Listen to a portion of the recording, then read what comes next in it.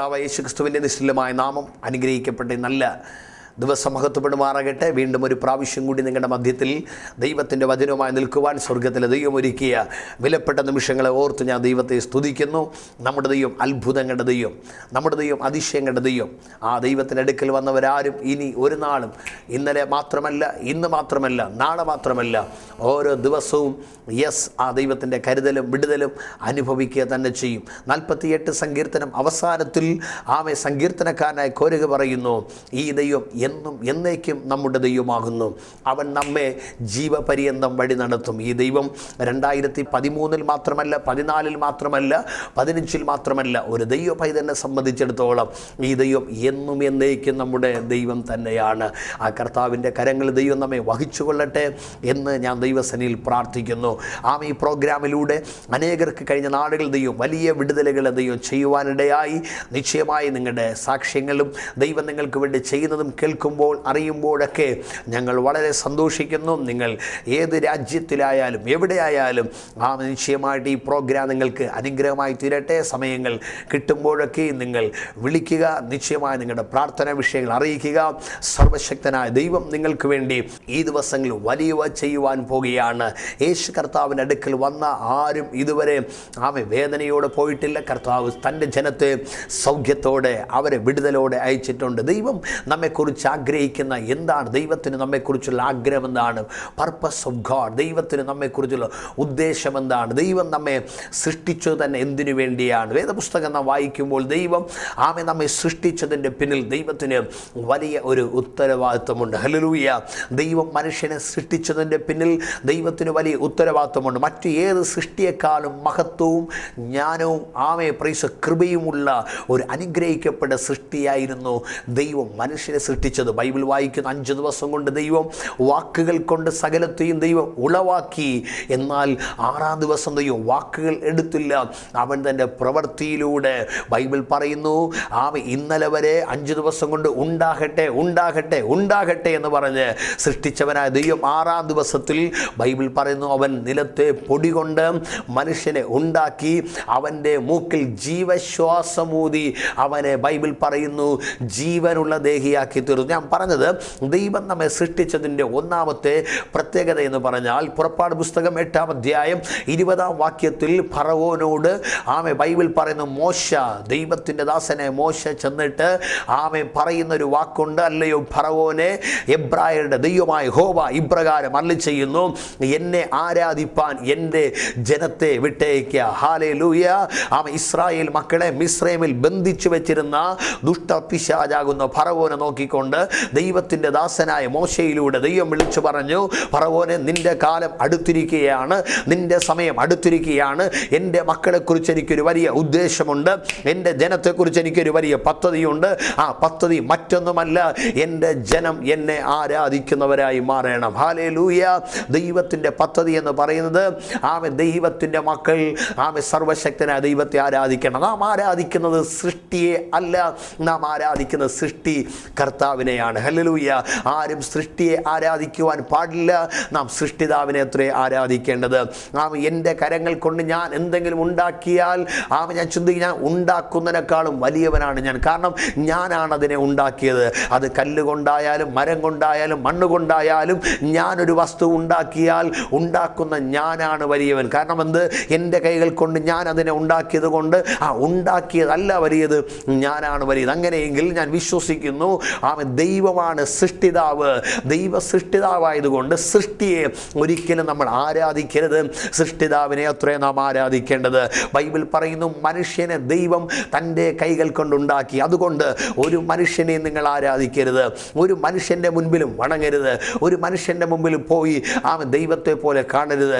ദൈവത്തെ പോലെ കാണേണ്ടത് ദൈവത്തെ മാത്രമേ കാണാവൂ.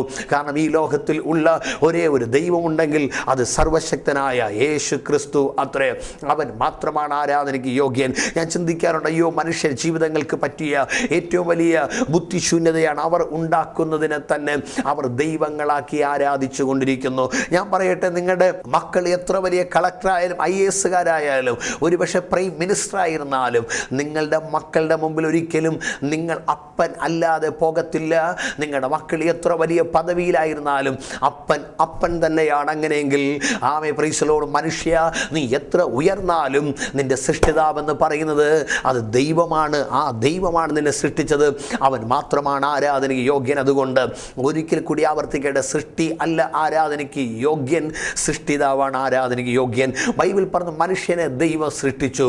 എന്നാൽ ഡാർവിൻ തൻ്റെ പരിണാമ സിദ്ധാന്തത്തിൽ പറഞ്ഞു, എന്താ പറഞ്ഞത്? മനുഷ്യൻ പല പരിണാമം സംഭവിച്ചാണ് ഈ ലോകത്തിലുണ്ടായത്. പല്ലി, ഓന്തായി ഓന്ത്, അരണയായി അരണ, ചിങ്കണ്ണിയായി ചിങ്കണ്ണി, കുരങ്ങായി കുരങ്ങ്, മനുഷ്യനായി എന്ന് പറഞ്ഞ് മനുഷ്യ ജീവിതത്തിൽ അർത്ഥശൂന്യമല്ലാത്ത വാക്കുകളും അർത്ഥശൂന്യമല്ലാത്ത കാര്യങ്ങളും പ്രചരിപ്പിച്ച് ഇന്നത്തെ ലോകം മനുഷ്യനെ ഒരു അന്ധവിശ്വാസങ്ങളിലേക്ക് നയിക്കുമ്പോൾ വിശുദ്ധ വേദപുസ്തകം നമ്മെ ശക്തമായി പഠിപ്പിക്കുന്നുണ്ട്, മനുഷ്യനെ സൃഷ്ടിച്ചത് സർവശക്തനായ ദൈവം തന്നെയാണ്. ഞാൻ പറഞ്ഞല്ലോ, നിലത്തെ പൊടി കൊണ്ട് ദൈവം അവനെ സൃഷ്ടിച്ചു. എന്തിനാ ദൈവം അവനെ സൃഷ്ടിച്ചത്? ദൈവത്തെ ആരാധിപ്പാൻ, സൃഷ്ടിയെ ആരാധിപ്പാനല്ല, സൃഷ്ടിതാവിനെ ആരാധിപ്പാൻ. ബൈബിൾ പറയുന്നു 95-ാം സങ്കീർത്തനം ആമത്തിൽ ദാവീദ് ഒരിക്കലും ഇങ്ങനെ പറഞ്ഞു, വരുവിൻ നാം വണങ്ങി നമസ്കരിക്കുക, നമ്മെ നിർമ്മിച്ച യഹോവയുടെ മുൻപിൽ മുട്ടുകുത്തുക. ഭക്തനായ മനുഷ്യൻ പറയുക, വരുവിൻ നാം വണങ്ങി നമസ്കരിക്കുക. ആരെ വണങ്ങുക? മനുഷ്യനെ അല്ല, ഒരു ദേവനെ അല്ല, വഴിയെ പോകുന്ന ഒന്നിനെയുമല്ല, ഈ ലോകത്തിലെ ഒരു മൃഗജാലങ്ങളെയുമല്ല. ഭക്തൻ പറയും, നമ്മെ നിർമ്മിച്ച ഒരു യഹോവയുണ്ട്, ആ യഹോവയുടെ മുൻപിൽ മുട്ടുകുത്തുക. അതെ, ദൈവത്തിൻ്റെ മുമ്പിൽ മുട്ടുകുത്തുന്നവൻ മനുഷ്യൻ്റെ മുമ്പിൽ മുട്ടുകുത്തുവാൻ ദൈവം അനുവദിക്കുന്നവനല്ല.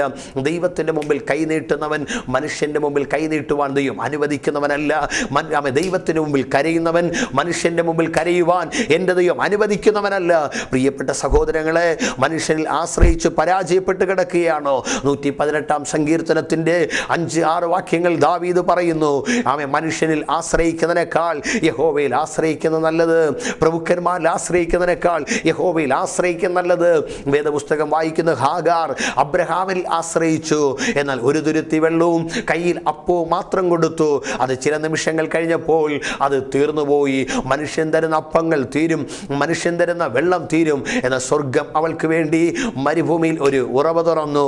ബൈബിൾ പറയുന്നു, അതിനെ അടയ്ക്കുവാൻ ഒരു അബ്രഹാമിനും കഴിഞ്ഞില്ല, അതിനെ അടയ്ക്കുവാൻ ഒരു ശക്തിക്കും കഴിഞ്ഞില്ല. ഇന്നും ദൈവം തുറന്ന ആ ഉറവ ബേർശേബ മരുഭൂമിയിൽ ഉണ്ട്. കാര്യമെന്ത്? അതിൻ്റെ സൃഷ്ടിതാവ് മനുഷ്യനല്ല, അതിൻ്റെ സൃഷ്ടിതാവ് ദൈവമാണ്. ദൈവം നമ്മെക്കുറിച്ച് ആഗ്രഹിക്കുന്നത് ദൈവത്തെ ആരാധിക്കുന്ന. എന്നാൽ ഇന്ന് മനുഷ്യൻ ഈ ദൈവത്തെ വിട്ടിട്ട് മനുഷ്യനെ തന്നെ ആരാധിച്ചു കൊണ്ടിരിക്കുന്നു. മനുഷ്യനെ തന്നെ പ്രീതിപ്പെടുത്തിക്കൊണ്ടിരിക്കുന്നു. അവൻ മനുഷ്യ പ്രീതിക്ക് വേണ്ടി നാം കണ്ണ് തുരന്നു കൊടുക്കുന്നു, നാവിനെ അറുത്ത് കാണിക്കപാത്രങ്ങളിൽ ഇടുന്നു, ശരീരങ്ങളെ മുഴുവൻ ദണ്ഡിപ്പിക്കുന്നു. ദൈവം പ്രസാദിപ്പിക്കുവാൻ വേണ്ടി സ്വന്തം ശരീരത്തിലെ രക്തം അവർ കുത്തി അവർ ചീറ്റിക്കളയുന്നു. പക്ഷേ എൻ്റെ യേശുവിൻ്റെ പ്രത്യേകത, അവൻ നമ്മുടെ രക്തം ചോദിക്കുന്നില്ല.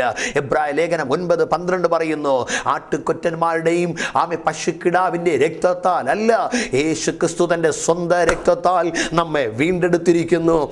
എത്ര പേര് സന്തോഷിക്കുന്നു? ആട്ടുകൊറ്റൻ്റെ രക്തമോ പശുക്കിടാവിൻ്റെ രക്തമല്ല യേശു നമുക്ക് വേണ്ടി കൊടുത്തത്. മറ്റൊരുവൻ്റെ രക്തമല്ല യേശു ചൊരിയിച്ചത്. എൻ്റെ മക്കൾ പാപത്തിൽ കിടക്കുന്നു, എൻ്റെ മക്കൾക്കൊരു നിത്യരക്ഷ വേണം, അതുകൊണ്ട് സഹോദരന്മാരെ ആർക്കെങ്കിലും അല്പം രക്തം തരാമോ എന്ന് യേശു ചോദിച്ചില്ല. നമ്മൾ പത്രങ്ങളിലൊക്കെ വായിച്ചു കേട്ടിട്ടുണ്ട്, ഓ നെഗറ്റീവ്, പോസിറ്റീവ്, ഒത്തിരി രക്തം ആവശ്യമുണ്ടെന്ന് പറഞ്ഞ് ഹോസ്പിറ്റലിൽ നിന്ന് അനേകർ ആവശ്യപ്പെടാറുണ്ട്. അതുപോലെ യേശു ആരോടെങ്കിലും ആവശ്യപ്പെട്ടില്ല. പാപത്തിൽ കിടക്കുന്ന എൻ്റെ കുഞ്ഞുങ്ങളെ, എൻ്റെ മക്കളെ വിടിവിപ്പാൻ വേണ്ടി ആർക്കെങ്കിലും രക്തം കൊടുക്കാമോ എന്ന് യേശു ചോദിച്ചില്ല. എബ്രായർ 9:12 പറയുന്നു, ആട്ടുകൊറ്റൻ്റെ രക്തമോ പശുക്കിടാവിൻ്റെ രക്തമോ യേശു എടുത്തില്ല. അവൻ തൻ്റെ സ്വന്തം രക്തത്തെ മാനവ കുലത്തിൻ്റെ പാപത്തിൻ്റെ പരിഹാരത്തിനു വേണ്ടി യേശു നൽകുവാനിടയായി. ബൈബിൾ പറയുന്നു, കാൽവറിയുടെ കുലക്കളത്തിൽ വെച്ച് അരുമനായകനെ യേശുവിൻ്റെ ശരീരത്തെ ബൈബിൾ പറഞ്ഞു റോമൻ പടയാളികൾ അടിച്ചു തകർത്തു നുറുക്കുവാനിടയായി. അവൻ്റെ 5 കായങ്ങൾ വഴി യേശുവിൻ്റെ 5 കായങ്ങൾ വഴി രക്തമൊഴുകുവാനിടയായി. യേശുവിൻ്റെ ശരീരത്തിലെ രക്തമെല്ലാം വാർന്നുപോയി. പിന്നെ ഒരു പടയാളി ഒരു കുന്തം കൊണ്ടുവന്നവൻ്റെ വിലാപ്പുറത്ത് കുത്തിയപ്പോൾ ബൈബിൾ പറയുന്നു യേശു ക്രിസ്തുവിൻ്റെ ശരീരത്തിൽ നിന്ന് രക്തം ഒഴുകിപ്പോയിട്ട് പിന്നെ നീരാണ്, വെള്ളമാണ് പുറത്തു വന്നത്. അതിൻ്റെ അർത്ഥം രക്തം അവൻ്റെ ശരീരത്തിൽ ഇല്ലായിരുന്നു.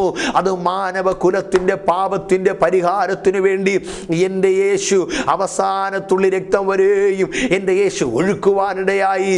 ഈ യേശുവിനെയാണ് നമ്മൾ ആരാധിക്കുന്നത്, ഈ യേശുവിനെയാണ് നമ്മൾ സ്തുതിക്കുന്നത്. അതേ രക്തം ചോദിക്കുന്ന, പ്രാണൻ ചോദിക്കുന്ന, ജീവൻ ചോദിക്കുന്ന, നിന്റെ ആടുമാടുകൾ ചോദിക്കുന്ന ഒരു ദൈവമല്ല ഞാൻ പ്രസംഗിക്കുന്ന യേശു. യേശു സങ്കീർത്തനങ്ങൾ വായിക്കുമ്പോൾ 50-ാം സങ്കീർത്തനത്തിൽ പറയുന്നു, ഞാൻ കാളകളുടെ മാംസം തിന്നുമോ, കോലാട്ടുകൊറ്റന്മാരുടെ രക്തം കുടിക്കുമോ? യഹോവയ്ക്ക് നീ സ്തോത്ര യാഗങ്ങളെ അർപ്പിക്കുക. എൻ്റെ ദൈവ കാളകളുടെ മാംസം തിന്നുന്നവനല്ല, അവൻ കോലാട്ടുകൊറ്റന്മാരുടെ രക്തം കുടിക്കുന്നവനല്ല. എൻ്റെ യേശുവിനെ നീ കൊടുക്കുന്നെങ്കിൽ നീ നാവ് തുറന്ന് ഒരു സ്തോത്രം പറയാൻ തയ്യാറാകും, നാവ് തുറന്ന് ഈ ദൈവത്തെ സ്തുതിക്കാൻ തയ്യാറാകും, നാവ് തുറന്ന് ദൈവത്തിന് നന്ദി പറയാൻ തയ്യാറാകും. എൻ്റെ ദൈവത്തിന് അതത്രേ ഇഷ്ടം, എൻ്റെ ദൈവത്തിന് അതാണ് സന്തോഷം. ഒരു ദൈവത്തിൻ്റെ പൈതൽ വായി തുറന്ന് ദൈവത്തെ സ്തുതിക്കാൻ തയ്യാറായാൽ എൻ്റെ ദൈവത്തിന് അത് ഭയങ്കര ഇഷ്ടമാണ്. കാരണം ബൈബിൾ പറയുന്നവൻ സ്തുതികളുടെ മീതെ ഇറങ്ങി വസിക്കുന്നവനാണ്. ദൈവം വസിക്കുന്നത് AC റൂമുള്ള എല്ലാ ഫെസിലിറ്റീസുമുള്ള ഒരു വീട്ടിലല്ല. യേശു വസിക്കുന്ന അത് 3 നില കെട്ടിടമാണല്ലോ. അതിനകത്ത് ഫ്രിഡ്ജും അലമാരയും വാഷിംഗ് മെഷീനും ഗ്രൈൻഡറും ഇൻ്റർനെറ്റ് കമ്പ്യൂട്ടറുകളും ഉണ്ടല്ലോ. അതിനകത്ത് സ്കോർപിയോ ഫോർട്ടുനറും എന്ന് വേണ്ട മനോഹരമായ വാഹനങ്ങൾ ഉണ്ടല്ലോ. അവിടെ നല്ല ഐറ്റം ഉണ്ടല്ലോ, എന്ത് മനോഹരമാണ് അവിടെ എന്ന് പറഞ്ഞ് യേശു അവിടെയല്ല വസിക്കുന്നത്. പിന്നെയോ നീ ഏത് ഒരു കടവരാന്തയിലാണ് നീ ഇരിക്കുന്നതെങ്കിലും ഒരു മരത്തിൻ്റെ ചുവട്ടിലാണ് നീ ചാക്ക് നീ വിരിച്ചുകൊണ്ട് നീ മുട്ടുമേൽ നിന്ന് യേശുവേ നിനക്ക് സ്തോത്രമെന്ന് പറഞ്ഞാൽ, യേശു പറഞ്ഞ 2-3 പേർ എൻ്റെ നാമത്തിൽ കൂടി വരുന്നിടത്തൊക്കെ അവിടെ മതി ഉണ്ടെന്ന് പറഞ്ഞ കർത്താവ് അവന് പറയാണ്, ഞാൻ സ്തുതികളുടെ മീതെ ഇറങ്ങി വസിക്കുന്നവനാണ്. ദൈവജനം എവിടെ ദൈവത്തെ സ്തുതിച്ചിട്ടുണ്ടോ അവിടെ ദൈവം ഇറങ്ങിയിട്ടുണ്ട്. ദൈവത്തെ ഇറക്കേണ്ട ഒന്നാമത്തെ കാര്യമെന്ന് പറയുന്നത് സ്തുതിക്കുവാൻ, ആരാധിക്കുവാൻ ജനം തയ്യാറാകുമ്പോഴാണ് അവരുടെ നടുവിൽ ദൈവം ഇറങ്ങി വരും. നിന്റെ വീട്ടിൽ കിടക്കുന്ന നായ നീ എല്ലും കഷ്ണം കാണിച്ചാൽ ഒരുപക്ഷെ വന്നെന്ന് വരും. ഒരുപക്ഷെ ലോകത്തിലെ മനുഷ്യന് മറ്റു പല നന്മകൾ വെച്ച് കാണിച്ചാൽ ഒരുപക്ഷെ അവർ വന്നെന്ന് വരും. പക്ഷേ എൻ്റെ ദൈവത്തെ നിന്റെ വീട്ടിലെ ആഹാര സാധനങ്ങൾ കാണിച്ചോ, നിന്റെ കയ്യിലെ ദ്രവ്യങ്ങൾ കാണിച്ചോ, ഒന്നും കൊണ്ട് എൻ്റെ ദൈവത്തെ വശീകരിപ്പാൻ കഴിയത്തില്ല. കാര്യം എൻ്റെ ദൈവം നിന്റെ പ്രാർത്ഥനയിൽ ഇറങ്ങണമെങ്കിൽ, നിന്റെ അടുക്കൽ ഇറങ്ങി വരണമെങ്കിൽ മറ്റൊന്നും കൊണ്ട് ദൈവത്തെ ഇറക്കുവാൻ കഴിയത്തില്ല. ബൈബിൾ പറഞ്ഞ ലൂക്കോസ് 19:1 വായിക്കുമ്പോൾ സക്കായി യേശുവിനെ കാണുവാൻ ശ്രമിച്ചു. ബൈബിൾ പറയുന്നവന് കാണുവാൻ കഴിഞ്ഞില്ല. എന്തുകൊണ്ട്? 19:2 ലൂക്കോസ് പറയുന്നു, 1 വളർച്ചയിൽ കുറുകിയവനായതുകൊണ്ടും 2 പുരുഷാര നിമിത്തവും അവന് യേശുവിനെ കാണാൻ കഴിഞ്ഞില്ല. സക്കായി വിചാരിച്ചു അവൻ്റെ VIP സ്റ്റൈലിൽ അവൻ ചെന്നാൽ, അവൻ്റെ ഗസറ്റഡ് പവറിൽ അവൻ ചെന്നാൽ, 1 ഞാൻ ചുങ്കക്കാരിൽ പ്രമാണിയല്ലേ, 2 ഞാൻ ധനവാനല്ലേ. ഇത് കേൾക്കുമ്പോൾ തന്നെ യേശു ഓടി വന്ന് ഷേക്കാന് തന്ന് പ്രധാന കസേരയിൽ ഇരുത്തുമെന്നാണ് സക്കായി വിചാരിച്ചത്. സക്കായിയെ, നിന്റെ പണം കൊണ്ട് കാണുവാൻ കഴിയുന്ന ഒരുവനല്ല എൻ്റെ യേശു, നിന്റെ പ്രമാണിത്വം കൊണ്ട് കാണുവാൻ കഴിയുന്ന ഒരുവനല്ല എൻ്റെ യേശു, നിന്റെ ആരോഗ്യം കൊണ്ടോ നിന്റെ കഴിവ് കൊണ്ടോ നിന്റെ ബുദ്ധി കൊണ്ടോ നിന്റെ ജ്ഞാനം കൊണ്ടോ വളച്ചൊടിച്ചെടുക്കുവാൻ കഴിയുന്ന ഒരുവനല്ല യേശു. പക്ഷേ സക്കായിയെ നീ സ്തുതിക്കുവാൻ, സ്തോത്രം ചെയ്യുവാൻ തയ്യാറായാൽ നിന്റെ അരികിലേക്ക് ഇറങ്ങി വരുന്ന ഒരുവനാണ് എൻ്റെ യേശു. ഹല്ലേലൂയ. മടങ്ങി വരാം. യേശു കർത്താവ് മനുഷ്യനെ വീണ്ടെടുത്തത് തൻ്റെ സ്വന്തം രക്തത്താലത്രേ. 1 പത്രോസ് 1:18 പറയുന്നു, വ്യർത്ഥവും മൃദു പാരമ്പര്യമുള്ള നിങ്ങളുടെ നടപ്പിൽ നിന്ന് നിങ്ങളെ വീണ്ടെടുത്തിരിക്കുന്നത് വെള്ളി പൊന്ന് മുതലായ അഴിഞ്ഞു പോകുന്ന വസ്തുക്കളെ കൊണ്ടല്ല, നിർദോഷവും നിഷ്കളങ്കവുമായ കുഞ്ഞാട്ടിൻ്റെ വിലയേറിയ രക്തം കൊണ്ടത്രേ. ഈ യേശുവിൻ്റെ രക്തം വിലയേറിയ രക്തമാണ്. ഈ യേശുവിൻ്റെ രക്തം വിലപ്പെട്ട രക്തമാണ്. യേശു ക്രിസ്തുവിൻ്റെ രക്തമാണ് നിന്റെ ശരീരത്തിലൂടെ ഒഴുകുന്നതെങ്കിൽ നിന്റെ ശരീരത്തിൽ ഒരു ഷുഗറിന് ഒരു സ്ഥാനമില്ല, ഒരു പ്രഷറിന് സ്ഥാനമില്ല. യേശുവിൻ്റെ നാമത്തിൽ ഒരു കൊളസ്ട്രോളിന് സ്ഥാനമില്ല. നിന്റെ ശരീരത്തിൽ ഒരു തൈറോയിഡിന് സ്ഥാനമില്ല, ഒരു ക്യാൻസറിന് സ്ഥാനമില്ല. യേശു ക്രിസ്തുവിൻ്റെ രക്തം, നിന്റെ വിലപ്പെട്ട രക്തം, വിലയേറിയ രക്തം നിന്റെ ശരീരത്തിലൂടെ ഒഴുകിയാൽ നിന്റെ ശരീരത്തിൽ കൗണ്ട് കുറയുവാൻ പാടില്ല. യേശുവിൻ്റെ രക്തത്തിൻ്റെ ശക്തി എന്ന് പറയുന്നത് സകല രോഗശക്തികളെയും അവൻ തകർത്തെറിയുന്ന ശക്തിയാണ്. അതുകൊണ്ടത്രേ പത്രോസ് പറയുന്നു, നിങ്ങളെ വീണ്ടെടുത്തിരിക്കുന്നത് ഈ വിലയേറിയ രക്തം കൊണ്ടത്രേ. ഇത് പണം കൊണ്ട് അവൻ നേടിയെടുക്കുവാൻ കഴിയുന്നതല്ല, വസ്തുക്കൾ കൊണ്ടോ വീടുകൾ കൊണ്ടോ കാറുകൾ കൊണ്ടോ നേടിയെടുക്കുവാൻ കഴിയുന്നതല്ല. ഇത് അവൻ യേശുവേ നിന്നെ ഞാൻ വിശ്വസിക്കുന്നു എന്ന് പറയുമ്പോൾ ആമേ ബൈബിൾ പറഞ്ഞ അപ്പോസ്തല പ്രവൃത്തി 16, 30, 30, 31, 2 പറയുന്നു, കർത്താവായ യേശുവിൽ വിശ്വസിക്കുക, എന്നാൽ നീയും നിന്റെ കുടുംബവും രക്ഷ പ്രാപിക്കുമെന്ന് ബൈബിൾ പറയുന്ന കാരാഗ്രഹ പ്രമാണിയോട് പൗലോസും ശീലാസും പറഞ്ഞതുപോലെ യേശുവിൽ നീ വിശ്വസിക്കുന്ന മുഖാന്തരം നിനക്ക് ലഭിക്കുന്ന ഒന്നത്രേ ഈ യേശു ക്രിസ്തുവിന്റെ വിലപ്പെട്ട രക്തം. ഈ രക്തത്തിന് ഒരു പ്രത്യേകതയുണ്ട്. 1 യോഹന്നാൻ ബൈബിൾ 1:9 പറയുന്ന യേശുവിന്റെ രക്തം സകല പാപവും പോക്കി നമ്മെ ശുദ്ധീകരിക്കുന്നു. അത് ജീവിതത്തിനകത്ത് ഏത് പാപത്താൽ നീ അഴുക്ക് പിടിച്ച് കിടക്കുന്ന വ്യക്തിയാണെങ്കിലും ഈ യേശുവിന്റെ രക്തത്തിന്റെ ശക്തിക്ക് നിന്റെ സകല പാപങ്ങളെ കഴുകേണ്ട ശക്തിയുണ്ട്, നിന്നെ ശുദ്ധീകരിക്കേണ്ട ശക്തിയുണ്ട്. ഒരുപക്ഷെ നീ പറയോ, ലോകത്തിലെ 1-ാം നമ്പർ പാപിയാണ് ഞാൻ, എന്നെ പോലെ പാപം ചെയ്തൊരു മനുഷ്യൻ ലോകത്തിലില്ല, എന്നെ പോലെ അകൃത്യം ചെയ്തൊരു മനുഷ്യൻ ലോകത്തില്ല എന്ന് നീ പറയുന്നെങ്കിൽ പരിശുദ്ധാത്മാവ് പറയുന്ന നിന്റെ ഏത് അകൃത്യങ്ങളെയും നിന്റെ ഏത് പാപത്തെയും മാറ്റുവാൻ കഴിയുന്ന ഒരു രക്തമാണ്, ശുദ്ധീകരിക്കുന്ന രക്തമാണ് യേശു ക്രിസ്തുവിന്റെ രക്തം. ആമേ മടങ്ങി വരാ. ഈ രക്തം ആമേ കൊണ്ട് മുദ്രയിടപ്പെട്ട ദൈവ ജനത്തെ ഓർത്ത് ഞാൻ ദൈവത്തെ സ്തുതിക്കുന്നു. അറുക്കപ്പെട്ട കുഞ്ഞാടിന്റെ രക്തം കൊണ്ട്, യേശു ക്രിസ്തുവിന്റെ രക്തം കൊണ്ട് മുദ്രയിടപ്പെട്ട ദൈവമക്കളെ ഓർത്ത് ഞാൻ ദൈവത്തെ സ്തുതിക്കുന്നു. അവർ ഏത് ജാതി ആയിക്കൊള്ളട്ടെ, ഏത് മതമായിക്കൊള്ളട്ടെ, ഏത് വർഗമായിക്കൊള്ളട്ടെ, ഏത് വർണ്ണമായിക്കൊള്ളട്ടെ, ദൈവത്തിനത് പ്രശ്നമില്ല. അവരെ കർത്താവ് സ്നേഹിക്കുന്നു. തൻ്റെ രാജ്യത്തിൻ്റെ അവകാശം അവർക്ക് വേണ്ടിയുള്ളവരാ. ബൈബിൾ പറയുന്നു, നിങ്ങൾ മക്കൾ എങ്കിൽ നിങ്ങൾ അവകാശികളാകുന്നു. അതെ, നിങ്ങൾ അവകാശികളാകും. നിങ്ങൾ പരാജയപ്പെട്ടവരല്ല, നിങ്ങൾ തോറ്റവരല്ല. നിങ്ങൾ തോൽപ്പിക്കാൻ പിശാചിനെ കഴിയത്തില്ല. യേശു ക്രിസ്തുവിന്റെ നാമത്തിന്റെ ശക്തിയാൽ ഒരു വലിയ വിടുതൽ കർത്താവ് നിങ്ങൾക്ക് ഈ ദിവസങ്ങൾ നൽകുവാൻ പോകുക. മടങ്ങി വരാം. ദൈവം തൻ്റെ ജനത്തെ സൃഷ്ടിച്ചതിൻ്റെ ഒന്നാമത്തെ പ്രത്യേകത സൃഷ്ടിതാവിനെ ആരാധിപ്പാനത്രേ. സൃഷ്ടിയെ അല്ല നാം ആരാധിക്കേണ്ടത്, സൃഷ്ടിതാവിനെ നാം ആരാധിക്കണം. അത് പലപ്പോഴും എനിക്ക് വേദന തോന്നിയിട്ടുണ്ട്. പലയിടങ്ങളിലൂടെ ഞാൻ സഞ്ചരിച്ച് കടന്നു പോകുമ്പോൾ അത് മനുഷ്യൻ ഉണ്ടാക്കി വെച്ചതിനെ തന്നെ മനുഷ്യൻ ചെന്ന് വണങ്ങുന്നത് കാണുമ്പോൾ, മനുഷ്യൻ ചെന്ന് അതിൻ്റെ മുൻപിൽ വീടുന്ന കാണുമ്പോൾ ഞാൻ ചിന്തിക്കാൻ, ദൈവമേ ഇവരെന്തായി കാണിക്കുന്നത്? കാരണം സൃഷ്ടിതാവ് മുകളിൽ നോക്കുമ്പോൾ അവർ വെറും സൃഷ്ടി ഇത് ആരാധിച്ചു കൊണ്ടിരിക്കുന്നു. എന്നാൽ ഇന്ന് പകൽക്കാലം എന്നെ കേൾക്കുന്ന എൻ്റെ പ്രിയപ്പെട്ടവരെ ഞാൻ നിങ്ങളോട് പറയട്ടെ, നമ്മെ സൃഷ്ടിച്ച ഒരു ദൈവമുണ്ട്. ആ ദൈവമാണ് നമ്മൾ ആരാധിക്കുന്ന കർത്താവായ യേശു ക്രിസ്തു. ഹല്ലേലൂയ. ബൈബിൾ പറഞ്ഞ ഇവനാണ് നമ്മുടെ സൃഷ്ടിതാവ്. ലോക മനുഷ്യനോ ലോകത്തിൻ്റെ പണ്ഡിതന്മാരോ പലരും പറഞ്ഞെന്ന് വരാം, പക്ഷേ വിശുദ്ധ ബൈബിൾ പറയുന്നു ഇവൻ നമ്മെ സൃഷ്ടിച്ചു, ഇവൻ നമ്മെ ഉണ്ടാക്കി. അതുകൊണ്ട് 95-ാം സങ്കീർത്തനത്തിൽ പറയുന്നു, ആമേ വരുവിൻ നാം വണങ്ങി നമസ്കരിക്കാം, നമ്മെ നിർമ്മിച്ച യഹോവയുടെ മുൻപിൽ നാം മുട്ടുകുത്തുക. മുട്ടുകുത്തുന്ന ആ ദൈവത്തിൻ്റെ മുമ്പിൽ ഈ ദൈവത്തെ നമ്മൾ ആരാധിപ്പാൻ കാരണമെന്താണ്? ഈ ദൈവത്തെ സ്തുതിക്കുവാൻ കാരണമെന്താണ്? ഒന്ന്, ഈ ദൈവം ആരാധനയ്ക്ക് യോഗ്യനായതുകൊണ്ടാണ് നാം ഇവനെ ആരാധിക്കുന്നത്. ഈ ദൈവത്തെ നമ്മൾ ആരാധിപ്പാൻ കാരണം, സ്നേഹിത, ഈ ദൈവം ആരാധനയ്ക്ക് യോഗ്യനാണ്. ഈ ലോകത്തിൽ അനേകർ എഴുതി വയ്ക്കാറുണ്ട്, അവർ ആരാധ്യന്മാരാണ്. പക്ഷെ ഞാൻ പറയട്ടെ, മനുഷ്യൻ ആരും ആരാധ്യന്മാരല്ല. കാര്യം മനുഷ്യരെല്ലാം നശിച്ചു പോകുന്നവരാണ്. മനുഷ്യ ജീവിതം അവിടെ തകരുന്നതാണ്. തകരാത്ത ഒരുവനുണ്ടെങ്കിൽ അവൻ ദൈവം മാത്രമാണ്. അവൻ സർവശക്തനാണ്, അല്ലെങ്കിൽ ഈശ്വരനാണ്. അവനാണ് കർത്താവ് യേശു ക്രിസ്തു. അവനെയാണ് നാം ആരാധിക്കേണ്ടത്.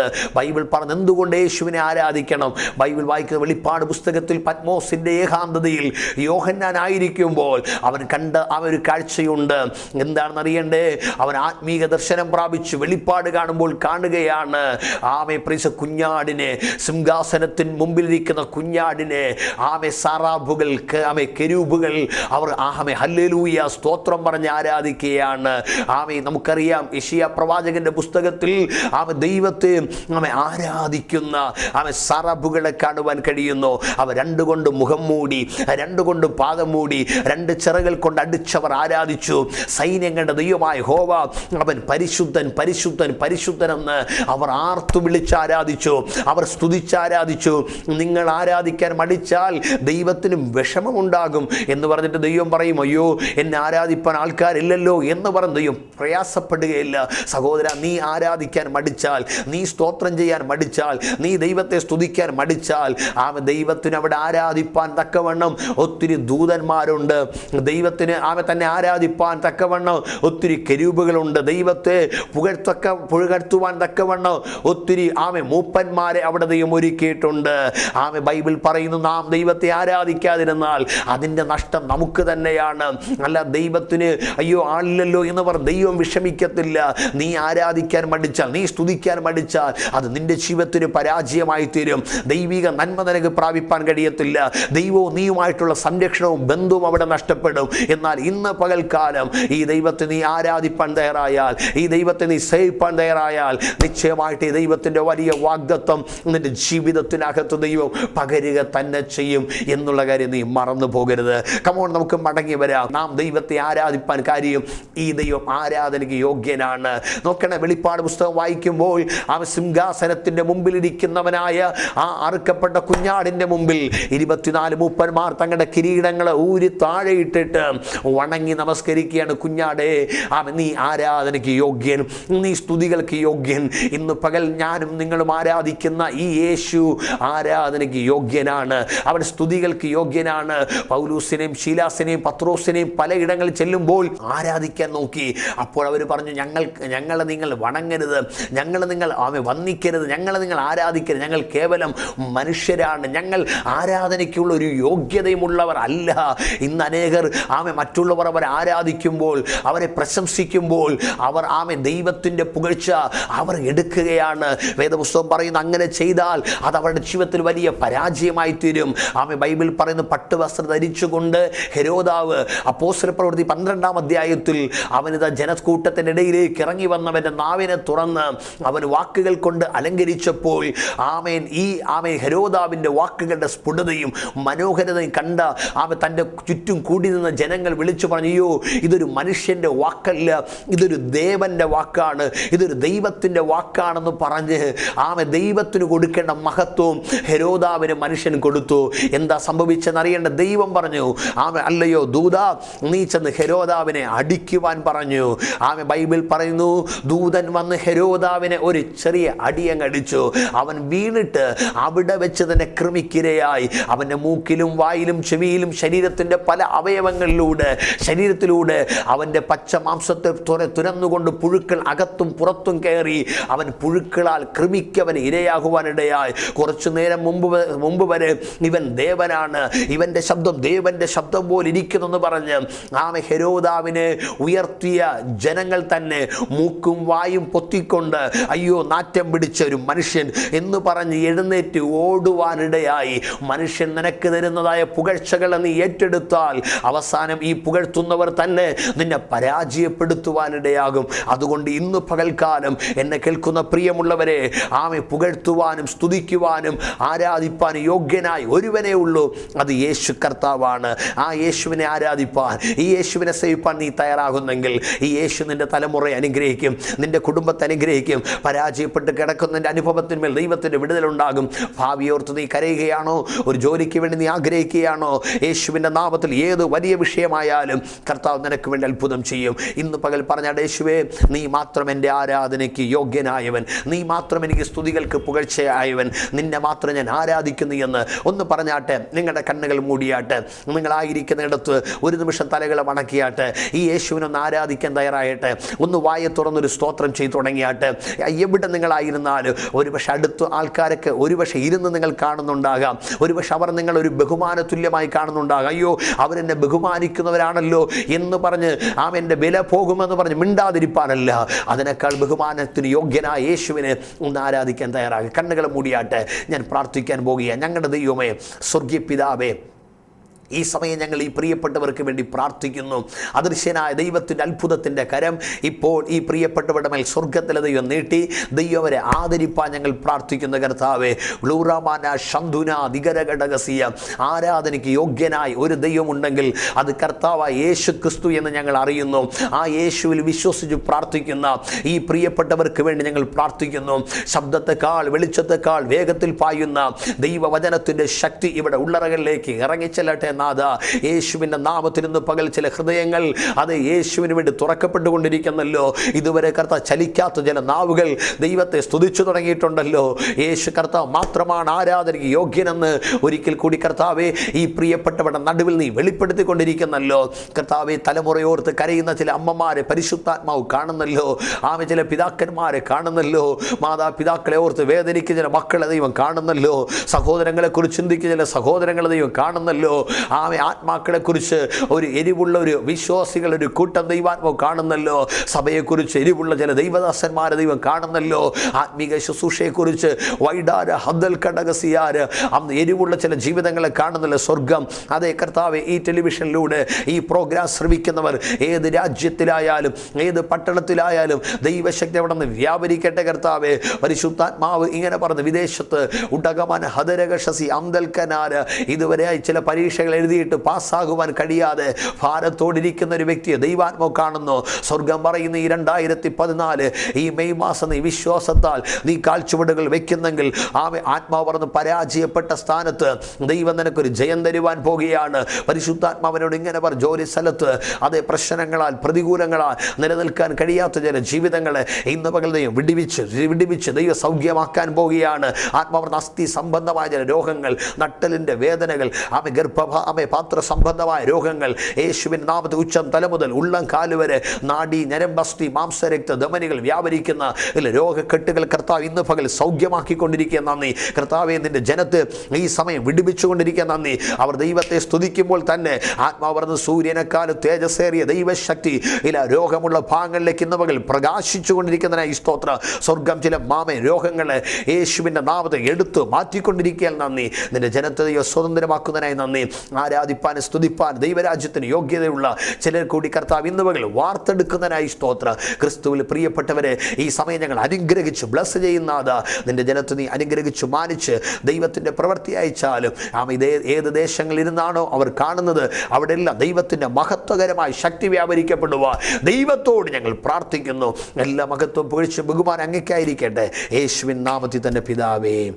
ആമേൻ, ആമേൻ, ആമേൻ. അതേ പ്രിയമുള്ളവരെ, ഈ കർത്താവ് നമ്മെ സ്നേഹിക്കുന്നു.